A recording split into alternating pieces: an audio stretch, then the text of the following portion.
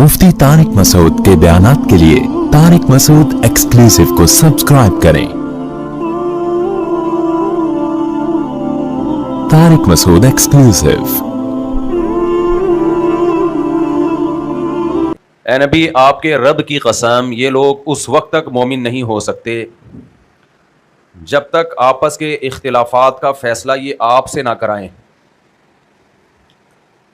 और आपके फैसले को फिर ये हरफ आखिर समझें। सुम्मा ला यजिदू फी अनफुसिहिम हरजम मिम्मा क़ज़ैता, और जो फैसला आप कर दें उस फैसले में ये दिल में तंगी महसूस न करें। व युसल्लिमू तस्लीमा, और अपने आप को मुकम्मल उस फैसले के हवाले कर दें। इस आयत के दो मतलब निकल सकते हैं। एक मतलब तो ये है कि नबी सल्लल्लाहु अलैहि वसल्लम मौजूद हों, ज़िंदा हों, सहाबा आपके पास जाएं और अपने आपस के मामलात का फ़ैसला नबी सल्लल्लाहु अलैहि वसल्लम से करा लें, जैसे कि उस ज़माने में हुआ करता था। और नबी सल्लल्लाहु अलैहि वसल्लम जज बनकर ये फ़ैसला करें कि दावा किसने किया है। जो दावा करता है, आपको मालूम है, गवाह पेश करना उसके ज़िम्मे होता है। नबी सल्लल्लाहु अलैहि वसल्लम ने फरमाया, अल बैहिनतु अलल मुद्दई, जो शख्स दावा करेगा दलील उसके ज़िम्मे होगी। वल यमीनु अला मन अनकर, और जो दावे का इनकार करेगा उसके ज़िम्मे कसम होगी। शरीयत का एक उसूल और ज़ाब्ता है, कायदा है, जो शायद बाद में पूरी दुनिया की अदालतों में चला ही है। जब भी किसी जज के पास कोई केस आता है, खूब अच्छी तरह समझें, आपके पास भी बहुत से लोग केस लाते होंगे, घरेलू झगड़े लाते होंगे, मसाइल लाते होंगे, हर शख्स के पास कभी ना कभी कोई ना कोई केस आता है। तो दलील हमेशा उसके ज़िम्मे होती है जो दावा करे। देखो, अल्लाह ने कुरान में दावा किया ना कि मैं मुर्दों को दोबारा जिंदा करूंगा, आखिरत में जन्नत है, जहन्नम है। तो ये दावा अल्लाह ने किया, तो दलील भी किसके जिम्मे है फिर इन चीज़ों को सही साबित करने की? अल्लाह के जिम्मे। तो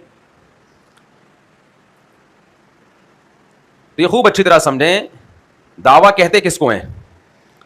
आपके पास कोई केस आया, दो बंदों का झगड़ा आया, आप कहेंगे मुफ्ती क्या टेक्निकल बातें लेके बैठ गया हूं मैं, समझानी पड़ती है ना, क्या ख्याल? आपके पास कोई केस आया, फला आप किस जमशेद ने सलीम के बारे में कहा कि इसने मुझे मारा है।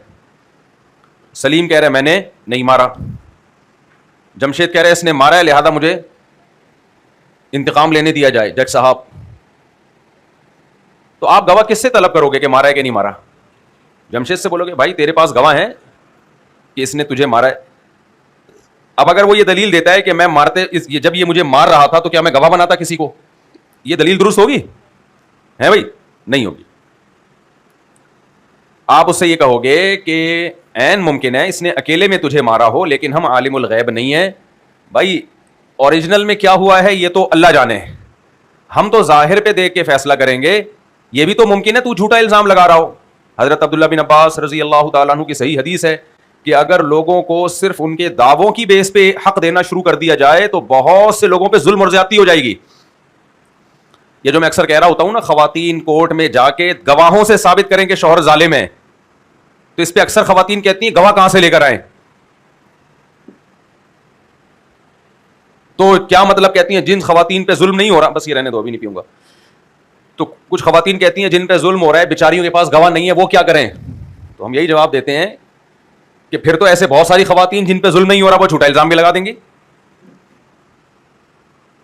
बाकी हकीकत में सलीम ने जमशेद को मारा था या नहीं मारा था, तो असल जजमेंट का दिन कौन सा है? आखिरत का है ना। दुनिया में 100% इंसाफ मुमकिन ही नहीं है। पाक दामन लोगों पे झूठी तोहमतें लग जाती हैं और झूठे लोग बरी हो जाते हैं। ये दुनिया इंसाफ की जगह नहीं है। असल इंसाफ की डे ऑफ जजमेंट कौन सा है?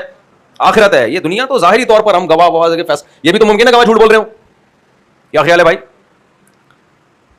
क़यामत आएगी, उसकी बड़ी वजह यही है कि दुनिया में इंसाफ नहीं होता। चर्ब ज़मानी से लोग बातें कर लेते हैं, घुमा घुमा के लोगों को, अच्छे भले लोगों को बदनाम कर देते हैं। तो दुनिया में एक उसूल बनाए, मैंने पिछले जुम्मे बयान में कहा था ना कि मैं वो असबाब बताऊंगा जिससे सोसाइटी में फसाद पैदा होता है।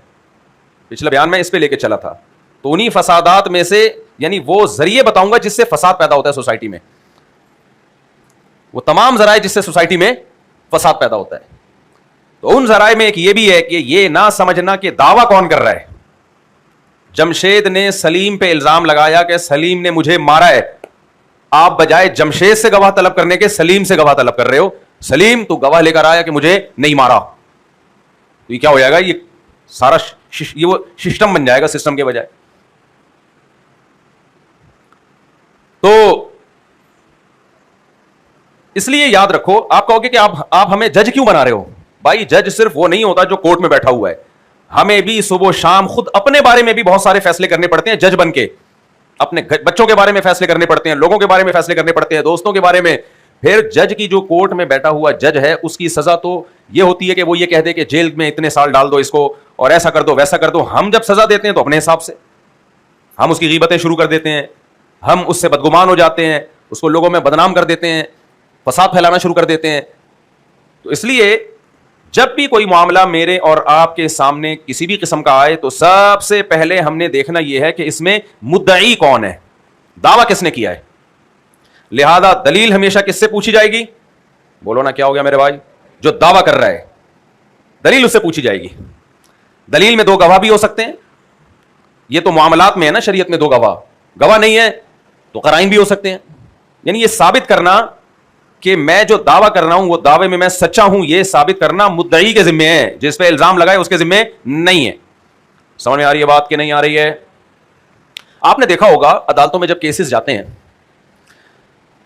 تو اس کی بڑی کوشش ہوتی ہے کہ یہ والا کیس کراچی کا کیس ہے تو سندھ کی کورٹ میں ہی یہ سنا جا سکتا ہے. پنجاب میں کیس فائل کر دیں گے, پنجاب کی عدالت کہے گی بھائی ہم اس کے اہل ہیں ہی نہیں. آئی بات سمجھ میں؟ نہیں آ رہی سمجھ میں؟ توجہ ہے کہ نہیں ہے؟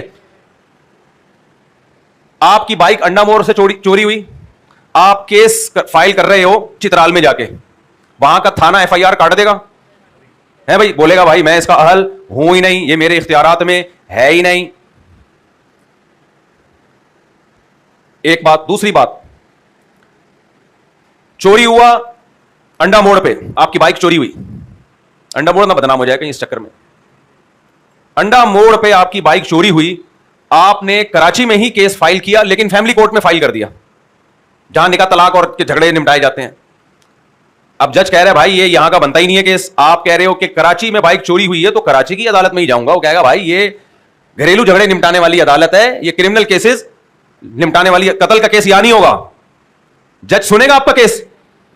پاگل ہوگا تو سنے گا, پاگل ہوگا تو بیٹھائے گا آجا بھائی میں فارغ بیٹھا ہوا تھا, میرے پاس کرنے دھرنے کے لیے کوئی کام تھا نہیں, کوئی طلاق کا کیس آیا نہیں تو ہم نے کہا چل تیرا کیس نمٹا دیں.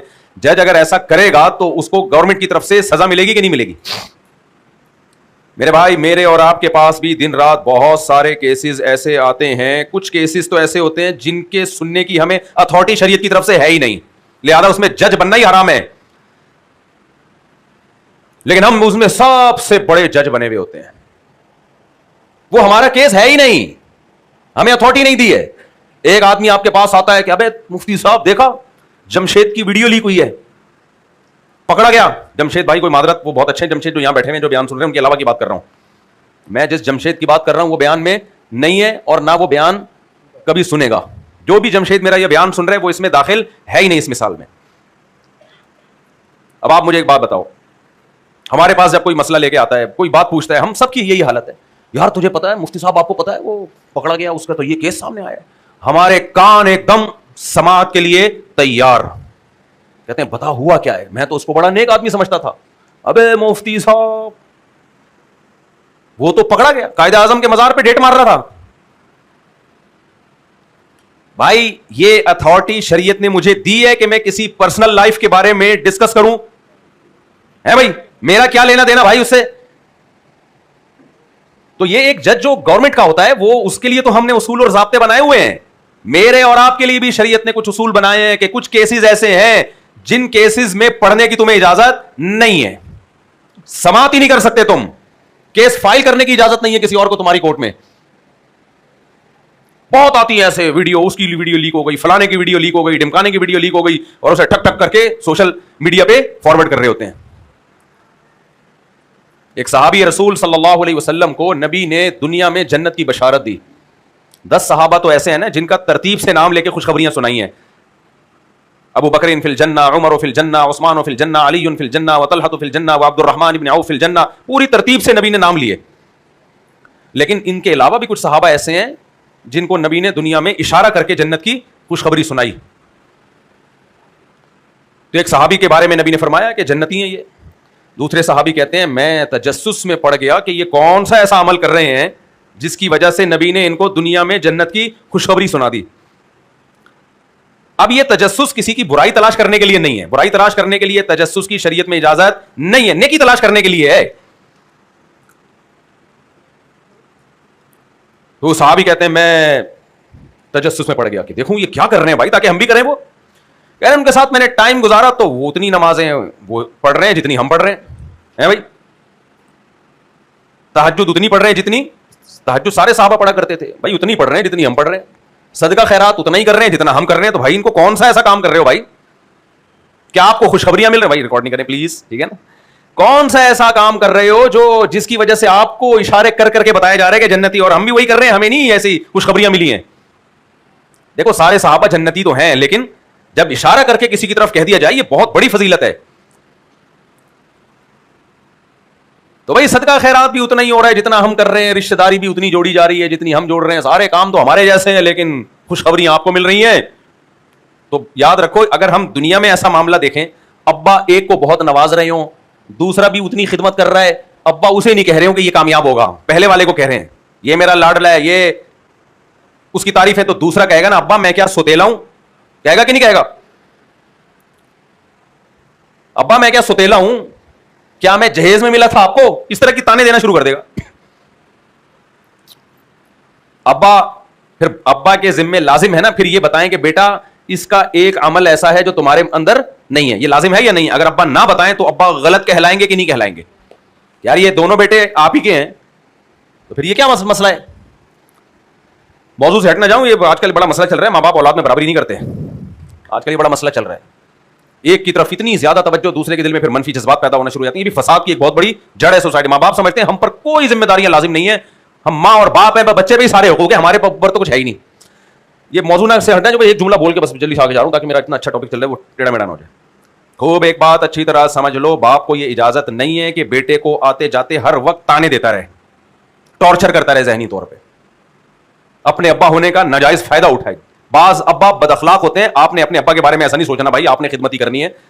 بعض ابا یہ بھی ہوتے ہیں, بندہ بولو اچھا یہ تو بالکل لگ رہا ہے میرے ابا کے بارے میں بات ہو رہی ہے, نہیں آپ کے ابا کے بارے میں بات نہیں ہو رہی. آپ کو یہی سمجھنا ہے کہ دنیا میں سب سے اچھا ابا کس کا ابا ہے, ایسا ابا کہاں سے لبا, لبا کہتے ہیں پنجابی میں پایا. جب کوئی آپ سے پوچھے آپ کے ابا, آپ بولے ایسا ابا پتہ نہیں کہاں سے لبا, یار اس سے اچھا ابا مارکیٹ میں ہے نہیں. تو ابا نے ابا کے بارے میں یہی سوچنا ہے آپ نے.